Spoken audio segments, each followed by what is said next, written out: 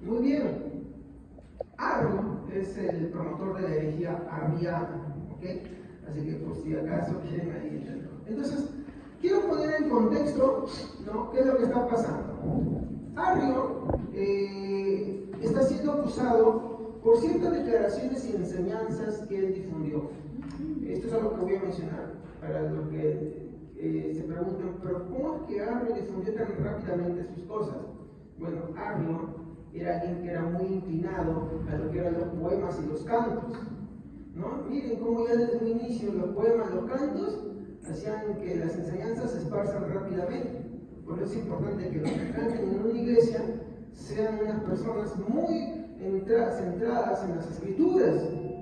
¿Por qué? Porque así como ayudan, también pueden destrozar las cosas, ¿no? Muy bien. Entonces, en este contexto, Arrio está siendo acusado. ¿Y cuáles son las cosas de las que se está acusando? Y bueno, hay algunas cosas específicamente que quiero apuntar. Y una de ellas es que él dice, ¿no? El hijo, ¿a quién me refiero con el hijo? Ajá, no existió siempre. Obvio, hermanos, esto que estoy hablando son herejías, ¿ah? Estas son las cosas que Arrio dijo. ¿Ya? No lo vayan a poner como que yo estoy diciendo, por favor. ¿Ya? Otra cosa que él dijo, el hijo, no posee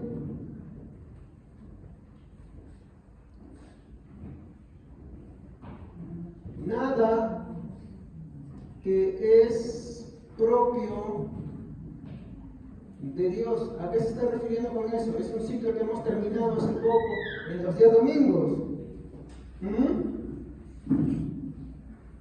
Otra cosa que dijo, no es igual a Dios, ni es de su misma sustancia. Estoy resumiendo. ¿Cuál es el ciclo que hemos terminado hace unos meses? ¿Los domingos? No posee nada que es propio de Dios. Los atributos, hermanos, los atributos divinos de Dios. A ver, yo les voy a decir algo. Para que esta iglesia pueda ser una iglesia de sana doctrina, es importante que cada uno de los que están acá, desde el más grande hasta el más pequeño, entienda en síntesis, en brevedad y de forma sencilla, a qué implican los atributos de Dios o las características de Dios. ¿Me comprenden? Porque de lo cual, hermanos, podemos hacer muchas cosas, muchas labores, podemos hacer tantos esfuerzos. Pero vamos a estar siempre expuestos a muchas desviaciones. ¿Ok? Entonces, es importante esto. Es importante que cada quien, desde el punto donde se encuentre, tiene que entender que si nosotros decimos que creemos en Dios, tenemos que saber cómo es Dios. ¿Estamos? Entonces, ¿cómo lo sabemos? Por medio de sus atributos, ¿ok? Entonces, esto es algo en lo que se tiene que enfatizar siempre. Así el hermano Javier ya terminó de dar ese ciclo, ustedes tienen que seguirlo. ¿Ok? De lo contrario, no seremos una iglesia que tenga las capacidades de discernir. Siempre estaremos de error en error, de fracaso en fracaso. ¿Ok? Muy bien. Entonces, estas son las tres declaraciones que hace. No son las únicas, son mucho más. Solamente he puesto esta. ¿Por qué? Porque se van a enfocar en el tema que quiero dar en esta noche. Ahora, ¿cuál es mi objetivo en esta noche? Primero, dar una respuesta a aquellas enseñanzas retorcidas de Arrio, que son esas tres que he puesto ahí. En segundo lugar, quiero mostrar qué impulsó a Arrio a tener esas doctrinas torcidas sobre Cristo. Y, en tercer lugar, ¿qué se esconde atrás del desprecio a la deidad de Cristo? ¿Ok? Y usted podrá decir, pero ¿y qué tiene que ver eso conmigo? Yo no desprecio la deidad de Cristo. ¿Está seguro? Cuando usted en una iglesia que llega no se centra en uno de los puntos a lo que es enfatizar la idea de Cristo, hay una forma de hacerlo. ¿Sabe cómo es? ¿Cómo reconoces una secta? Porque una secta tiende a subir un poco al hombre y a bajarle un poquito a Cristo. ¿Me entienden? Entonces, cuando suceden estas cosas, ¿qué están haciendo? Están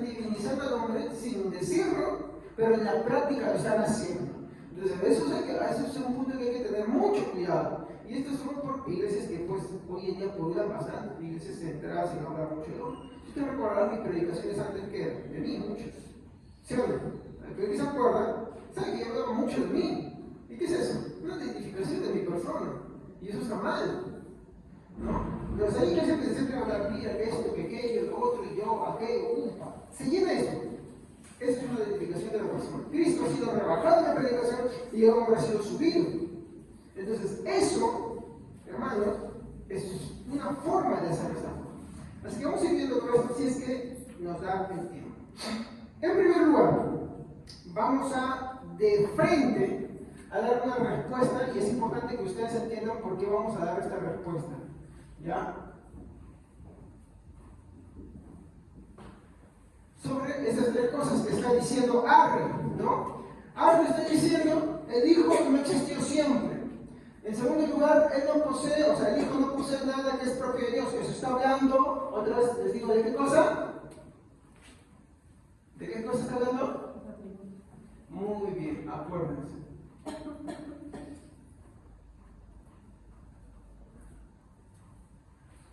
Ese es un ataque contra los atributos divinos. ¿Por qué? Porque le quitan los atributos divinos y los siguen de Dios.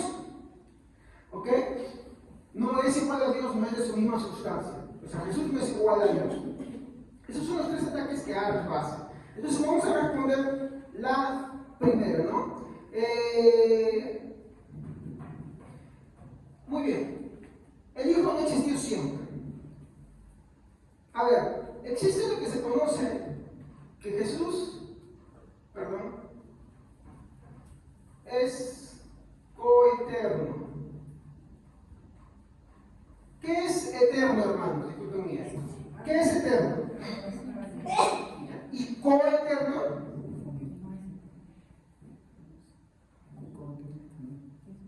¿Cómo? Igual. ¿Me entienden? O sea, que es lo mismo. Vamos a ver un texto para que ustedes me lo puedan comprender. Juan 1.1. Juan 1.1.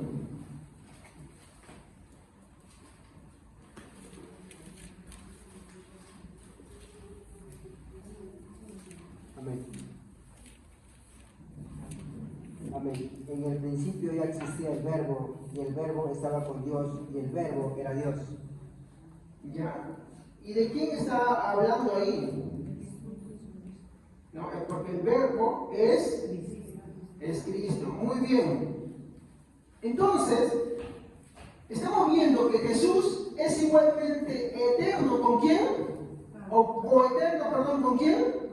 Con el Padre. En el principio era el Verbo, Jesús. Y el Verbo estaba ¿con quién? Y el Verbo era Dios. Entonces, ¿qué pasa acá? ¿Por qué él dice eso entonces?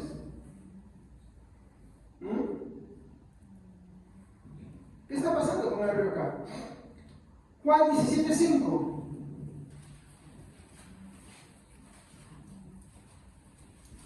Amén. Ahora pues, Padre, glorifícame tú al lado tuyo, con aquella gloria que tuve contigo antes que el mundo fuese. Muy bien. Aquí está hablando Jesús, que él estaba con el Padre y que él compartía una gloria, igual con el Padre. Filipenses 2.6.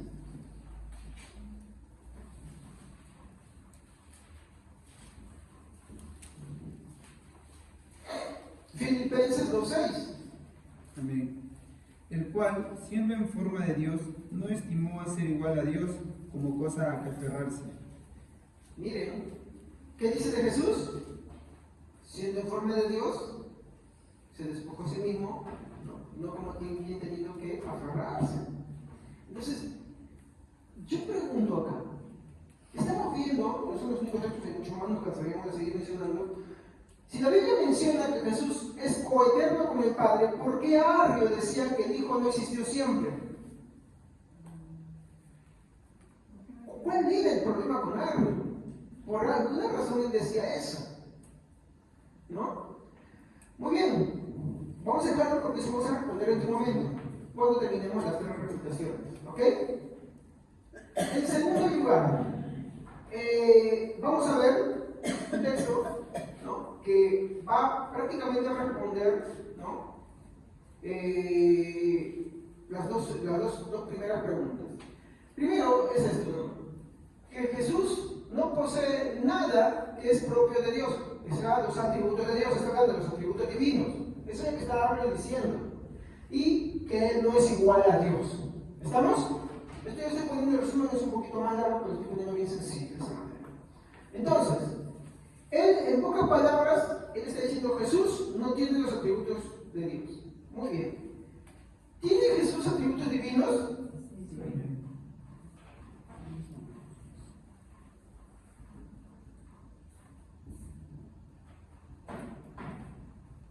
¿Cuáles serán esos atributos divinos? ¿Cuáles serán los atributos divinos de Jesús? Pues son los mismos que los del Padre. Bueno, es una respuesta fácil, vamos a comprobarlo. Por ejemplo, vamos a ver la eternidad de Dios. Pastor, recién hemos hablado. Bueno, es que hermanos, nos moderaríamos un montón. Pero vamos a ver, Juan 1:1.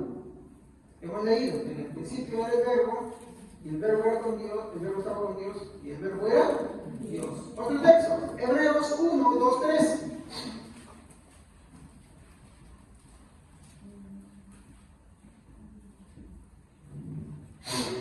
A ver, ¿quién puede?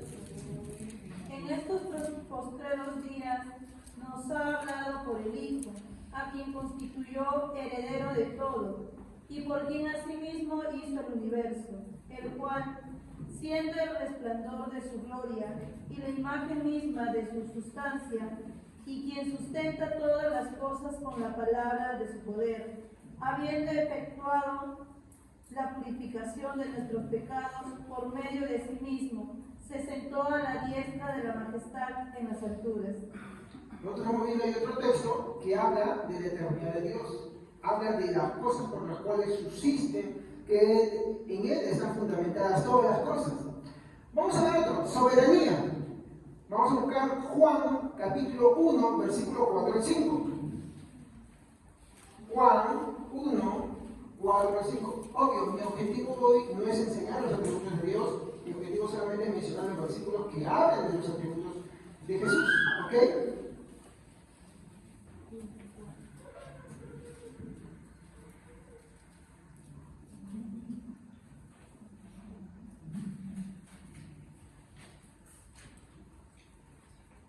A ver, Juan capítulo 1, versículo 4 al 5.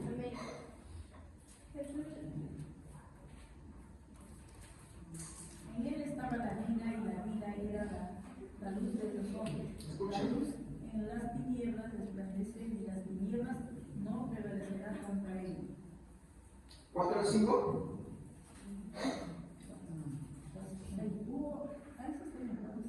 Guarda de algo, por favor, hermanito. En él estaba la vida y la vida era la luz de los hombres.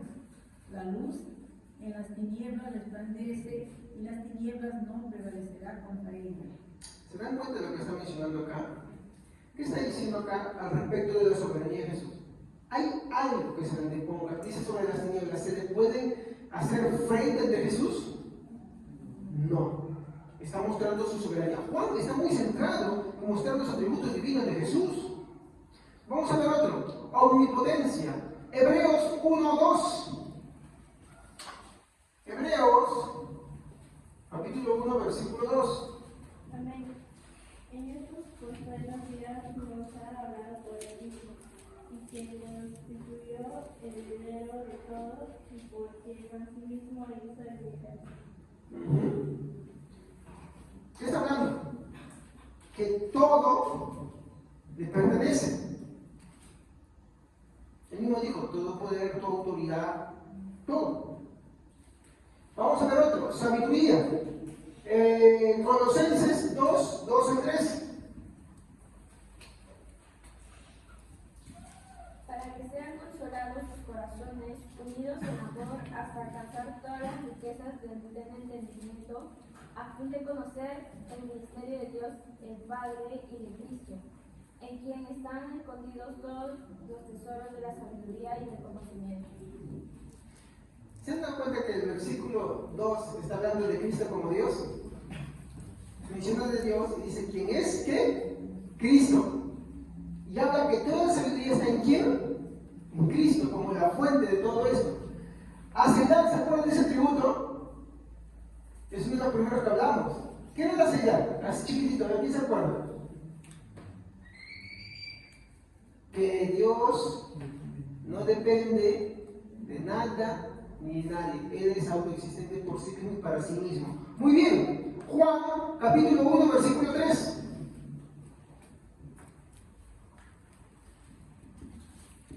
Juan, capítulo 1, versículo 3.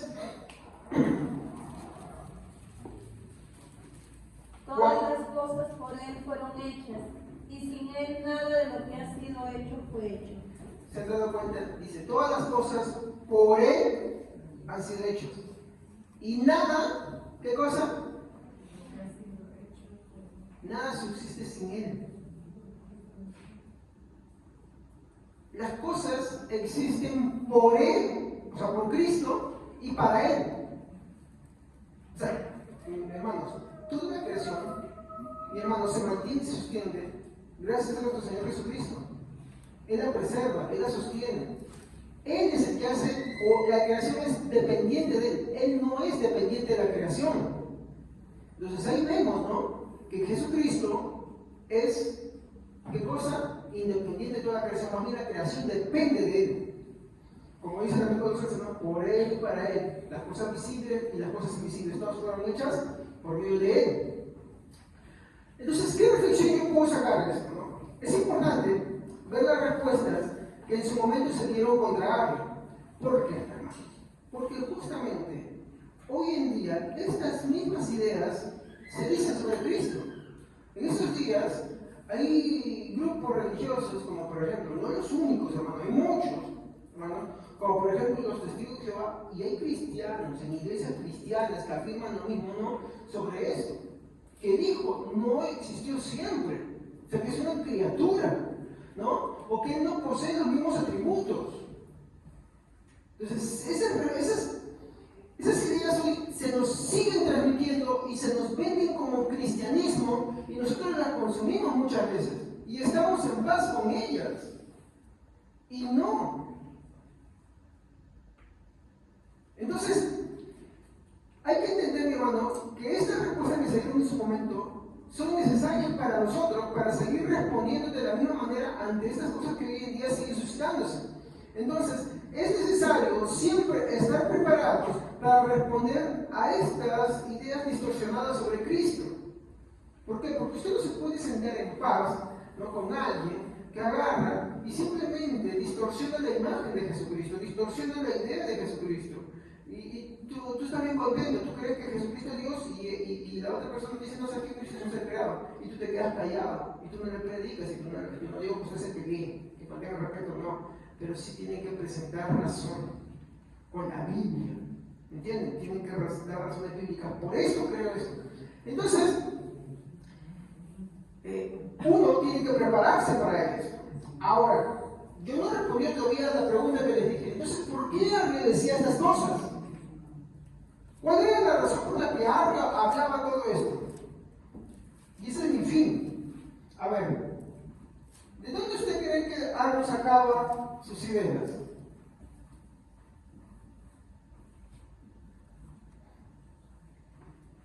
Hermanitos, cuando los testigos de Jehová te predican, ¿con qué te predican? Exacto, con su Biblia. Una Biblia así, amañada, que ninguna sociedad seria la reconoce, porque saben que es una Biblia que pues le han cambiado de todo y para todo, ya no es válida, ya. Pero en lo poco que tienen, usan Biblia.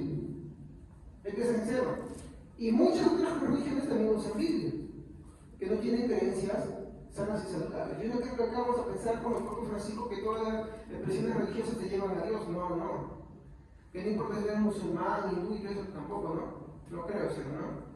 También tiene que ver que dentro del cristianismo hay ideas distorsionadas sobre Cristo que no son agradables para Dios y que simplemente son condenatorias. Y eso uno tiene que tener presente para poder discernir. Mira, yo voy a ser sincero. Si un cristiano agarra y de pronto dice, ¿sabes qué? Me voy a ir a congregar con los testigos de Jehová. ¿Qué crees que vas a decir tú? Sí, hermano, sí está bien, total, todos vamos a ir al cielo. ¿Eso es lo que vas a decir tú? ¿O le vas a demostrar que está en un error y que lo que está haciendo es lo peor que puede hacer? Y para eso tienes que conocer esto. ¿Por qué? Porque los testigos de Jehová no se inventaron eso. Eso ya es antiguo. Muy bien. Vamos a ver acá el segundo punto. Arrio y la Biblia. Yo quiero decirles algo. Aunque ustedes no crean, mi hermano, Arrio usó la Biblia, las Santas Escrituras, mi hermano, para afirmar sus ideas. Tal vez como Juan 14:28 y Colosenses 1:15. O sea, no es que Arrio, mi hermano, agarró y simplemente trajo eso, no. ¿Cómo llegabas tú a los cristianos? ¿Cómo le decías, esta es la verdad bíblica? Porque tú agarrabas la escritura y decías, bueno, la Biblia dice esto. Y cuando te van a predicar, por ejemplo con la atalaya, ¿qué usa el testigo de Jehová? ¿Qué te hace leer? Aparte de sus revistas. Su Biblia. ¿No me equivoco? ¿Y qué respondes tú ante eso? ¿Qué haces ante eso? ¿Ya? Y como les digo, no, así como lo digo a los testigos de Jehová, te sacan su Biblia para poder enseñarme, pues Arrio también hacía lo mismo. Arrio te mencionaba las escrituras. Entonces, hay dos textos, no son los únicos, hay más, pero todos son los textos que te van a agarrar, que Arrio usaba y que hoy día los testigos de Jehová también usan. Como te digo, los testigos de Jehová se inventaron esto. ¿Ya? Y quiero analizarlos esto, así de forma rápida y breve vamos a responder. La primera se encuentra en Colosenses 1:15.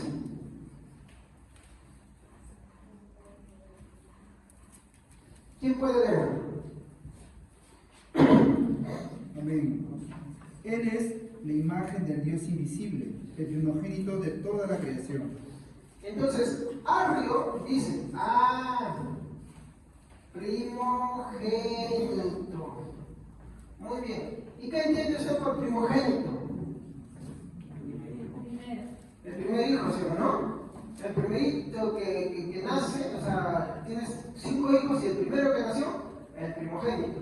Yo, entre mi hermano y yo soy primogénito. ¿Por qué? Porque yo nací primero, ¿no? Y el que nació segundogénito. No. ¿Ya? Entonces se dice primogénito al que nace primero, ¿ya? Entonces cuando Arrio ve esta palabra, echa a andar sus maquinitas, su cabecita, y él dice, ¿qué es un primogénito? El primero que nace. Entonces, Jesús debe ser el primer ser creado del Padre. Y esa es la conclusión a la que él llega, ¿no? Entonces, Arrio afirma, ¿no?, que al decir primogénito, aclara que Jesús es el primero en ser creado, ¿no?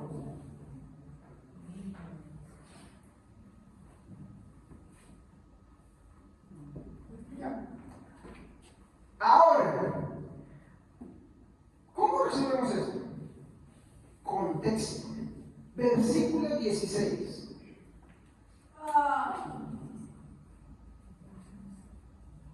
¿Qué dice el versículo 16? Amén. Porque por medio de él fueron creadas todas las cosas, en el cielo y en la tierra, visibles e invisibles, sean tronos, poderes, principados o autoridades. Otra vez, leanlo, tranquilos, no corran, tranquilos. Porque por medio de él fueron creadas todas las cosas, Muy en el bien, cielo. ahí detengamos un ratito. Si nosotros empalmamos el versículo 15 con el 16, ¿qué es lo que te está diciendo ahora? Poder fueron creadas. No. Él es el primogénito, ¿qué? Versículo 15. Lean. Él es la imagen del Dios invisible, el primogénito de toda creación. Pero es que si paramos ahí, entonces vamos a afirmar lo que habla que sigue. Continuamos. Amén. De nuevo. Él es la imagen de Dios invisible, el primogénito de toda creación, porque por medio de él fueron creadas todas las cosas, en el cielo y en la tierra, visibles e invisibles, sean tronos, poderes, principados o autoridades. Muy bien. Cuando nos tomamos los dos versículos juntos y dejamos de mirar solamente la palabra primogénito, primogénito como un mantra, primogénito, primogénito, ya no tiene esta idea del primero en ser o el del primero en nacer, sino que hay otra cosa que nos está diciendo. A ver, ¿qué es lo que nos está aclarando? Que Cristo no es el primero en ser creado por el Padre, sino que a través de Cristo se crea todo y que Él es el sostén de toda la creación. ¿Por qué? Porque dice, ¿no? ¿En Él fue qué? Versículo 16. Ajá, en Él. A ver, quiero que entiendan acá. No es que acá Pablo está diciendo que Cristo es el primero en ser creado, sino que Cristo, en su relación filial con el Padre, o sea, miren cómo se presenta en la Biblia. Al Padre se le presenta como el creador, y a Cristo como quién.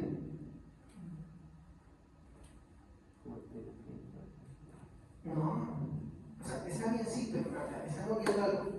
Al Padre se le presenta como el creador y al Hijo como aquel que es el medio por el cual todo se crea. ¿Se dan cuenta? Por medio de, es como decir, a ver, el carpintero agarra y hace un trabajo de la nada. ¿Qué usa? Usa un instrumento. ¿Qué es ese instrumento? El Hijo.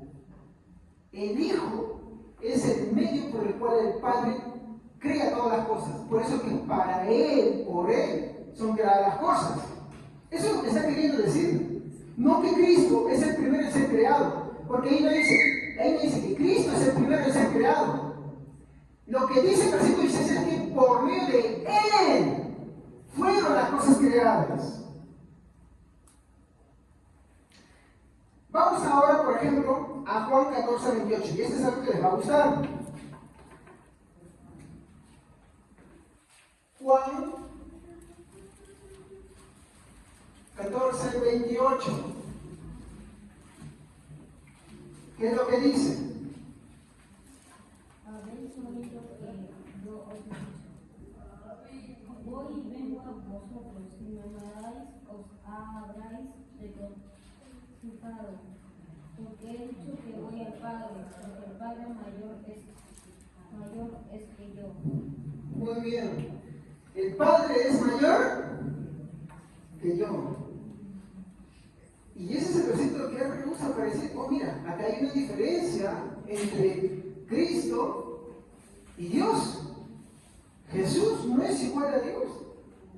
Él está reconociendo que es menor que Él.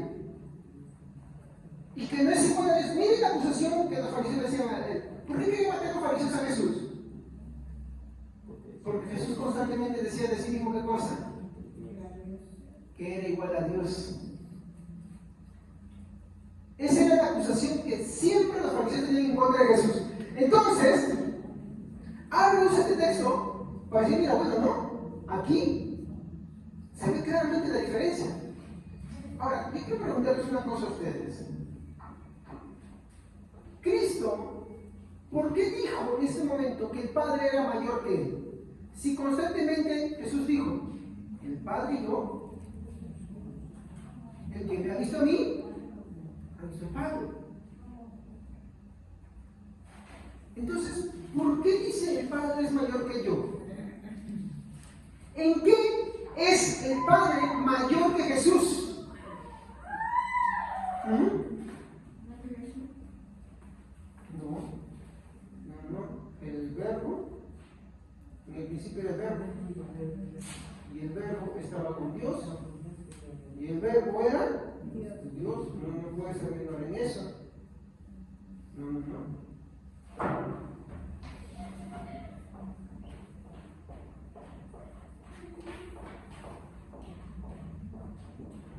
Con respecto a la encarnación, recuerden, en ese momento Jesús ya se había encarnado, se había vuelto ¿qué cosa? Como uno de nosotros. No dejaba de ser Dios, pero en cuanto a su encarnación, ¿qué cosa? Estaba también como hombre.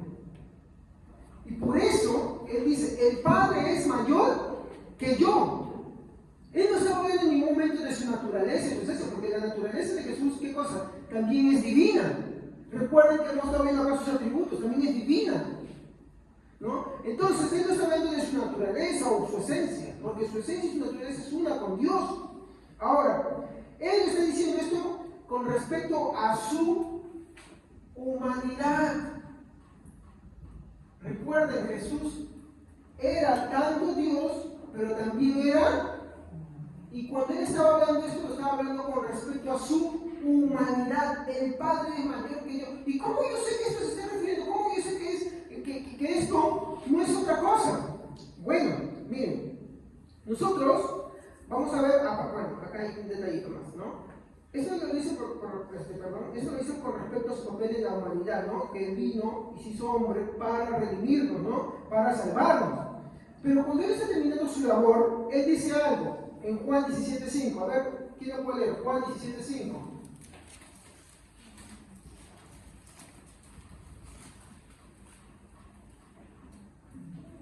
Ahora pues, Padre, glorifícame tú al lado tuyo, con aquella gloria que tuve contigo antes que el mundo fuese.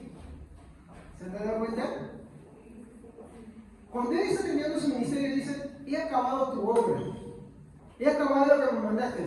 Padre, ahora glorifícame con aquella gloria que tuve. O sea, ¿qué está diciendo? Voy a ti. Es más, de hecho Él lo dice, vuelvo a ti. Eso es lo que está dando. Entonces, ese texto, cuando habla que el Padre es mayor, ¿no? Que el Padre es mayor que yo, se está refiriendo a la encarnación de Jesús, a la humillación de Jesús. ¿Por qué? Porque hay que entender una cosa. Jesús es igual a Dios. Jesús es Dios, el Padre es Dios, el Espíritu Santo es Dios. No son tres dioses, es un solo Dios. Es una esencia, tres en persona. ¿Ok? Muy bien. Entonces, vemos nosotros acá, ¿no?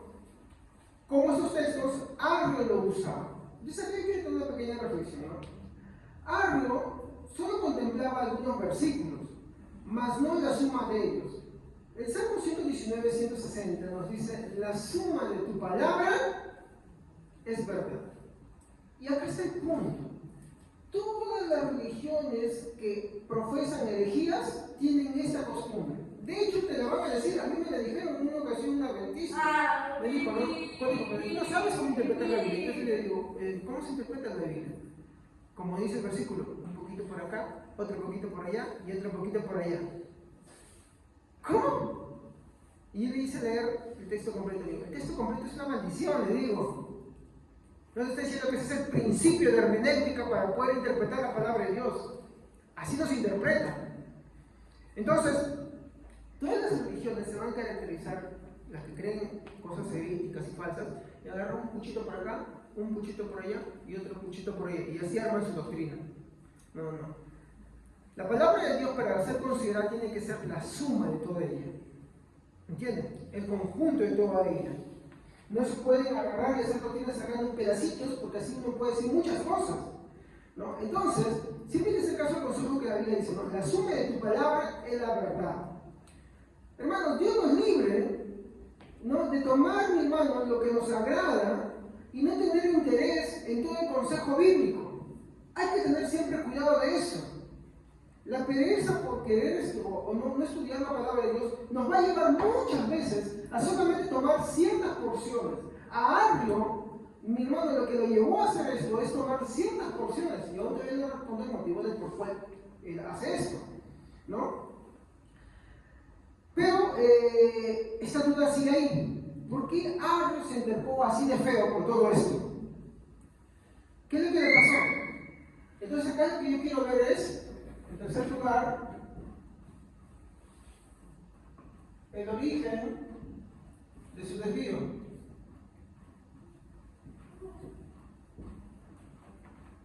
Y quería llegar a este punto. La respuesta, hermano, se encuentra en su racionalismo.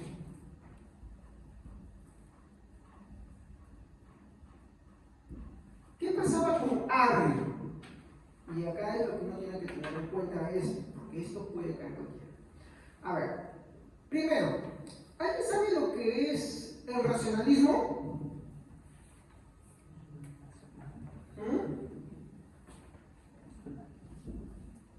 No, racional es malo. La palabra ismo ya te está diciendo algo.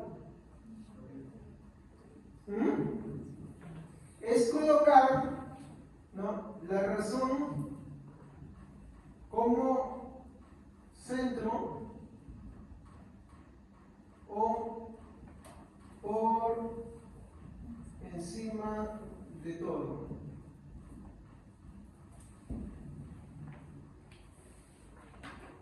Muy bien, ¿qué hemos dicho nosotros en cuanto a la Biblia, hermanos? A ver, recordemos, ¿qué hemos dicho en cuanto a la Biblia? ¿Qué es la escritura?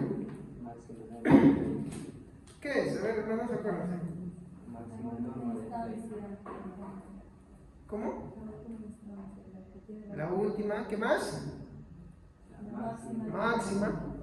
¿Hay otras autoridades?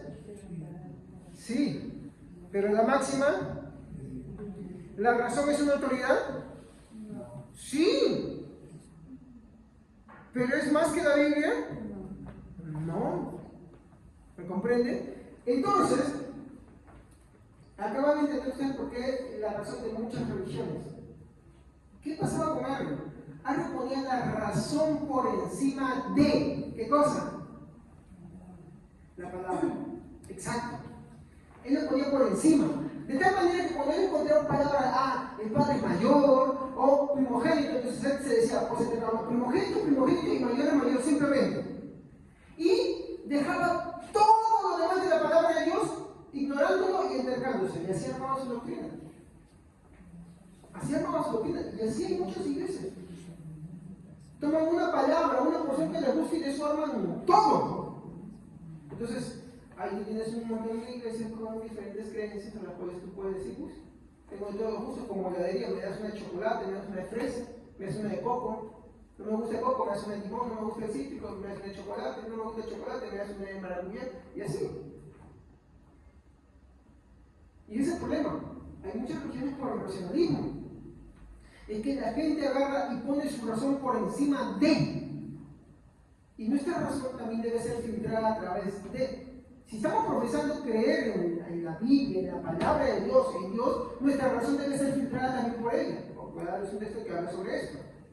Entonces, el problema de Arrio era su tendencia a colocar la razón por encima de todo. La lógica por encima de todo. De hecho, Arrio, una de las cosas que va a atacar es la Trinidad. Y la Trinidad es una de las cosas que es más difícil de entender.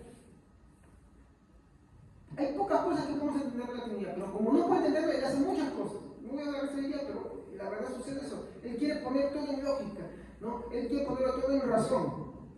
Y si no le encuentra, le va a dar una forma. Va a especular.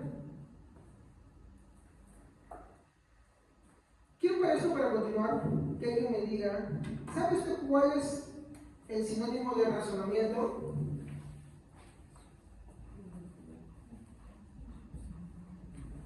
Sinónimo, ¿saben qué es un sinónimo?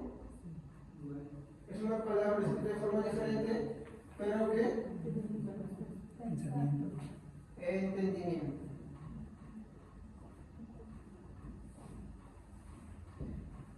Así de simple, ¿qué es el entendimiento? ¿No? Es cómo comprendes las cosas. ¿Ya? Entonces acá yo quiero hacer una aplicación, porque no es mucho lo que quiero dar ahí. Quiero hacer una aplicación. Hermanos, es verdad, y por lo que encontramos en la Biblia, que cuando vemos que en la caída, ¿no?, de Edén, sobre el huerto de Edén, ¿no?,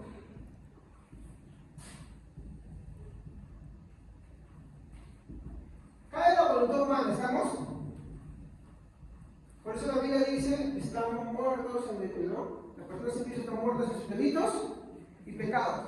Ahora, eso es lo que se conoce como el pecado original. No, pastores católicos, no, eso es una doctrina cardinal, hermanos. Hay que ser sinceros, es una doctrina cardinal, no solamente los católicos, hermanos, por eso también lo creen. Y muchas ramas también lo creen, y nosotros también lo creemos. De lo contrario, seríamos ¿no? Hay una corriente que vamos a hablar dentro de unos meses, ¿no? Que es herética. Creemos, porque en el pecado original, ¿por qué? Porque entendemos que en el huerto de Edén, cuando Adán cayó, toda su posteridad cayó con él. Por eso Romanos dice, ¿no? Así como por un hombre entró el pecado, así la muerte pasó a todos los hombres, por cuanto todos pecaron. Muy bien. Entonces, en la caída, no solamente cayó la voluntad del hombre. ¿Qué más cayó? ¿Sí? Cayó con él juntamente su razonamiento.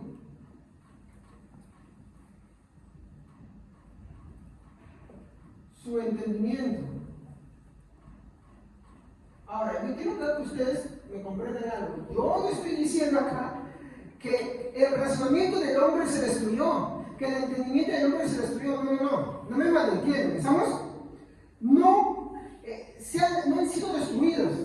En la caída no fueron destruidas para nada. Lo que pasó es que toda una cayó. ¿Ven ustedes ese pilar que está ahí? ¿Sí? Muy bien. Si se cae, ¿cae sola o cae con todo el trípode y el celular? Hay tres cosas ahí, ¿no? Ahí. Base, trípode y un celular. Si se cae uno solo y se queda el celular y el trípode flotando en el aire, o se cae el trípode y se cae el pilar y queda el celular flotando solito. No, si se cae el pilar, cae con todo, ¿sí o no? En la caída del huerto de Edén, cayeron todos juntos a una sola. No fueron destruidas, sino que cayeron juntas. De tal manera que lo que hoy tenemos, sí, hay personas que tienen un razonamiento muy bueno, ya hacen muchas cosas, un entendimiento para comprender las cosas y hacerlas, sí, muy bueno. Tienen voluntad para hacer las cosas, sí, pero ¿qué es lo que pasa? Es una voluntad, ¿qué cosa? Inclinada. ¿No? Y acá es el último punto al que yo quiero ir. Cuando vemos nosotros Génesis 6:5 y Génesis 8:21, ¿qué dice? Que de continuo el pensamiento y los deseos del corazón del hombre son, ¿qué cosa? El mal. ¿Qué quiere decir? Que la voluntad, el razonamiento y el entendimiento está inclinado ¿para dónde? ¿A dónde? Al mal, a sus deseos propios, a sus egoísmos. ¿O me equivoco? Sí, está inclinado. Vamos a ver, por ejemplo, 1 Corintios, capítulo 2, versículo 14, lo que les dije hace un momento, con respecto al entendimiento y al razonamiento. 1 Corintios 2:14. Pero el hombre natural no percibe las cosas que son del Espíritu de Dios, porque para él son locuras y no las puede entender, porque se han de discernir espiritualmente. El hombre natural no puede, el texto dice, no puede percibir las cosas que son del Espíritu. ¿Por qué Arrio no podía entender que Jesucristo es Dios? ¿Por qué Arrio descalificaba a Cristo diciendo que él no tenía los atributos divinos y que no era igual a Dios por más que la Biblia lo decía? Porque en su razonamiento y su entendimiento, él tenía como un mantra: Cristo primogénito, como primogénito tiene que ser primero, ¿no? Cristo es menor, entonces no es como Dios. Entonces tenía como un mantra y estaba intercalado. Es como decirle, mira, el celular es negro y él te dice, no, es amarillo. Y tú le muestras que es negro y él dice que es amarillo. ¿Cuál era el problema? Su forma de razonar y su forma de entender. ¿Qué nos dice según el 1 Corintios 2:14? El hombre natural no entiende, no puede entender qué cosa, las cosas que son. Arrio fue declarado como hereje, fue condenado por eso. Pero el pastor usaba la Biblia, sí. Pero tú ves ahí qué cosa, que en realidad no era un creyente. Porque para él no primaba la suma de la palabra de Dios, ¿qué primaba para él? Su entendimiento, su especulación. A lo largo de los años he aprendido algo. Antes yo cometí un error. Antes lo que yo no sabía de la palabra de Dios y alguien me preguntaba, yo especulaba. Y yo daba respuestas en cuanto a mi especulación. Y eso es un pecado. Hoy tengo temor de lanzarme con algo y cometer el error de empezar a especular y dejarme llevar por mis razonamientos. Sí, yo tengo libertad para estudiar la Biblia, Dios me ilumina y todo eso, pero yo tengo que tener también ahí una cautela. Y tengo que comprobarlo bien, porque de lo contrario, como dice, todas estas palabras me voy a tener que rendir cuentas a Dios. ¿Sí? Muy bien, y eso es algo que yo quiero dejar en este momento, ¿no? Hay que tener cuidado con las palabras que nosotros decimos de la palabra de Dios. De ahí esto que nos enlaza con la reflexión anterior, en la importancia del interés de poder estudiar las Escrituras, de leer la palabra de Dios constantemente, llenarnos de ella. De lo contrario caeremos como algo, ¿no? Ahora, ¿de qué manera cayó el razonamiento y el entendimiento en el huerto de Edén? Por ejemplo, nosotros vamos a ver que el hombre pecó porque dejó de mirar a Dios y comenzó a contemplarse a sí mismo. Génesis 3, 4 y 5.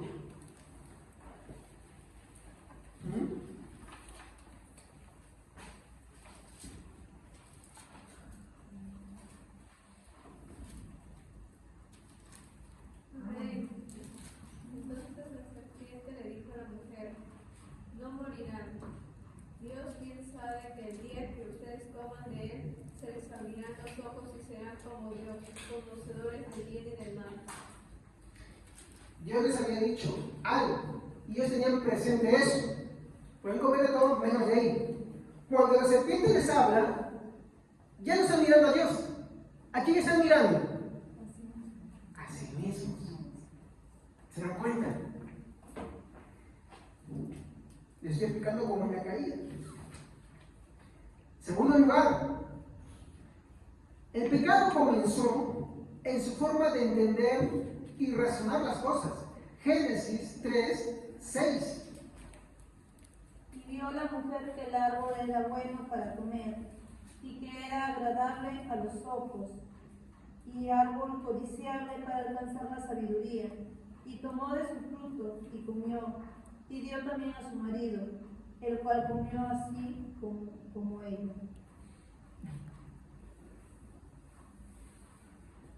Hermanos, si bien es cierto el pecado se consumó cuando lo comió y lo dio de comer a su marido, ¿estamos?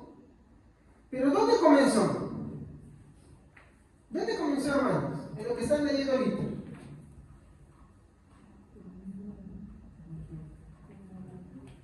Vean, lean otra vez, pero yo no voy a parar en una partecita para que tomen atención ahí. A ver, lean otra vez. Génesis 3, 6. Y vio la mujer que el árbol era bueno. Mire, ahí está. Vio a la mujer, después de que charló con la serpiente, ¿qué pasó? Vio. Y cuando está diciendo vio, ¿es solamente que miró? ¿O el que empezó a entender y a razonar? ¿Qué empezó a entender y a razonar la mujer? Sigue. El árbol era bueno. ¿Dios qué les dijo? Ajá. O sea, eso es a decir en un entendimiento sabio y razonable que el árbol era malo. Es como decir, veo la lejía, las letras que dice lejía y el razonamiento sano y entendible te dice es veneno, es malo. Un razonamiento incorrecto es que no es veneno, es malo, me lo tomo como gaseosa. Entonces, ante la fruta, vamos a ponerlo así, con el símbolo de calaverita, ella empezó a razonar después de hablar con la serpiente de qué cosa, que el árbol era, el fruto era bueno. ¿Y qué más? Agradable a los ojos y árbol codiciable para alcanzar la sabiduría. 3 cosas empezó a entender y razonar. Era bueno, era agradable y codiciable para alcanzar ¿qué cosa? La sabiduría. ¿Se dan cuenta? ¿No? El pecado entonces comenzó en su forma de entender y razonar. ¿Qué más? En tercer lugar, empieza a considerarse a sí mismo olvidando a Dios. Génesis 3:6, ¿otra vez? Olvida a Dios. Vamos a leerlo, por favor. Amén. La mujer quedó convencida. Vio que el árbol era hermoso y su fruto parecía delicioso, y quiso la sabiduría que le daría. Así que tomó el fruto y lo comió. Después le dio un poco a su esposo que estaba con ella y él también comió. ¿Se olvidó? Se olvidó completamente. Se olvidó completamente. Ella agarra, olvida la advertencia, se lo toma y encima lo imita. Lo comparte. No solamente lo consume, sino que lo comparte.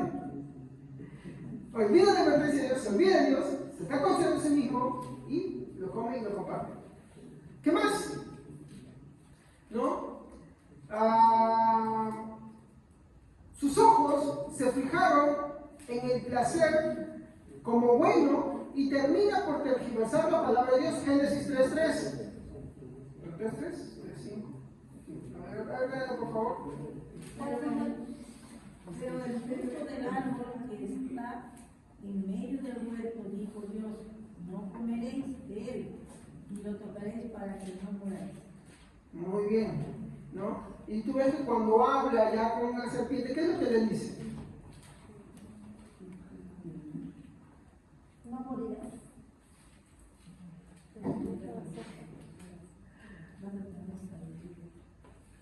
Sino que sabe Dios que el día que de él comáis serán abiertos vuestros ojos y seréis como Dios, sabiendo el bien y el mal. Y ahí la palabra de Dios es reemplazada. Entonces, ¿qué vemos acá? ¿Dónde empieza o dónde se ve que el razonamiento que el hombre tiene hoy en día y el entendimiento que el hombre tiene hoy en día no es que ha sido destruido? Porque el hombre razona y tiene buen razonamiento, ¿sí o no? Tiene buen entendimiento para muchas cosas, ¿sí o no? Buen razonamiento para resolver problemas, para crear, para un montón de cosas. Pero con respecto a quién tiene un problema en su razonamiento y su entendimiento. Muy bien. Así como su voluntad tiene un problema dirigido hacia Dios, su razonamiento y su entendimiento también. Aún cayó con todo eso. Y es por eso que el hombre natural no puede percibir ni entender las cosas de Dios. O si esto fuera producto del razonamiento y del entendimiento, mi hermano, predicaríamos y la gente pues diría, oye, si sabes que esto es bueno, y ahí está, y vendría a ser, ¿no? Pero ¿qué vemos? Que no viene. ¿Sí o no? ¿Qué te implica eso? ¿Que su razonamiento, su entendimiento ha sido destruido? ¿O que está inclinado a otras cosas? Que está inclinado, porque todos a una cayeron en el muerto. Entonces, eso sucede con personas también que parecen creyentes y te salen con cada uno de partos. ¿Por qué? Porque para ellos no es Dios el eje central. Si yo creo en Dios, tengo que creer un pedacito de esto o la suma.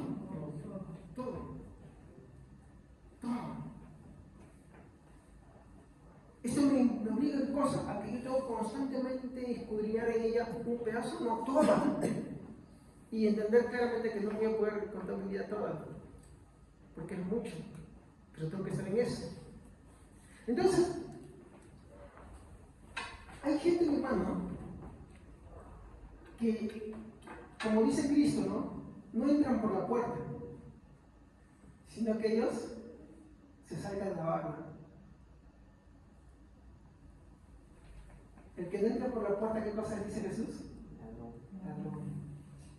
Así hay mucha gente en el cristianismo. ¿Y cómo te das cuenta? En la evidencia, en lo que dicen, en lo que creen y en que lo comparten. Como son gente que no se ha arrepentido, como son gente que no ha sido regenerada, su entendimiento y su razonamiento también es caído. Y no solamente se deleitan en eso, sino que en que otros lo sigan. Yo me acuerdo una vez con el hermano Pablo fuimos a predicar en una casa de una hermana, y como el papá, hermanos, creía cada cosa, y jaló con él a toda su familia. Y hoy están tú veas, ellos piensan que son creyentes, pero no lo son. No lo son. Reflexión final. Ir en pos de un razonamiento caído que desecha la suma de la palabra de Dios conduce a la perdición. ¿Cuál es tu deseo ante todo esto? ¿Cuál es tu anhelo con respecto a Dios ante todo esto? ¿Estás conforme, estás tranquilo, simplemente teniendo la palabra de Dios como un adorno, no leyéndola, no entregándote a la oración, no dedicándote a ella? Como Pablo le dice a Timoteo, entre tanto que llego, dedícate a la lectura. Como Juan escribe, ¿no? Bienaventurado el que lee las palabras de este libro.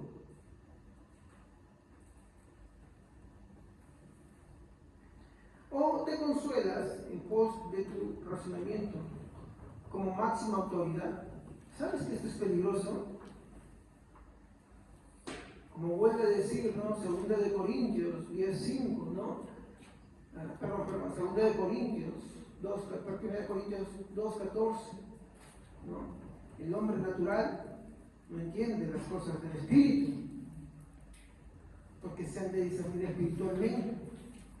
Ahora, yo quiero que hagamos eco a este versículo que está acá en 2 de Corintios 10:5, perdón. Dice acá, destruyendo especulaciones y todo pensamiento altivo que se levanta en contra del conocimiento de Dios, y poniendo todo pensamiento en cautiverio a la obediencia de Cristo.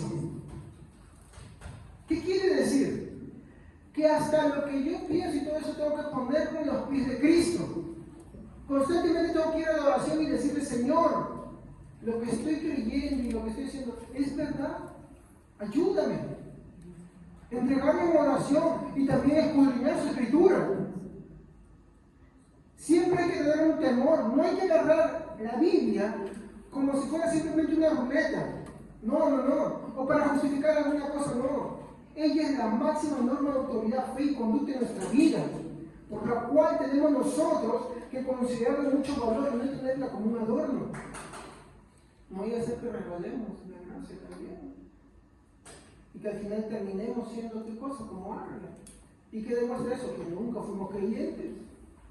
Porque ¿qué dice Juan? ¿No?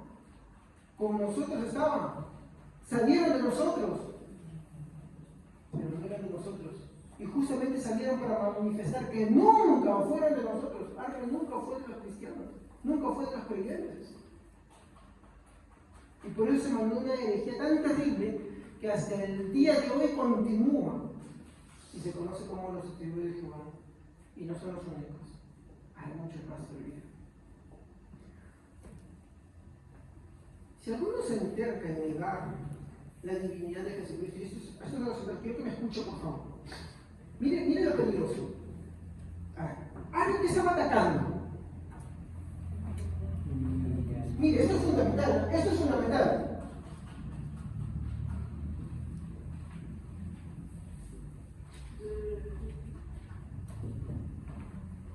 Algo que estaba atacando la divinidad de Jesucristo. ¿Cómo lo presentaba? Un ángel elevado, un arcángel, prácticamente eso es lo que te dice. ¿Ya? Ya camina el peligroso. Escúchame atentamente. Si alguno se enterca, mi hermano, en negar la divinidad de Jesucristo, escúcheme, entonces, ¿a quién va a clamar para ser salvo? ¿Me entendió la pregunta?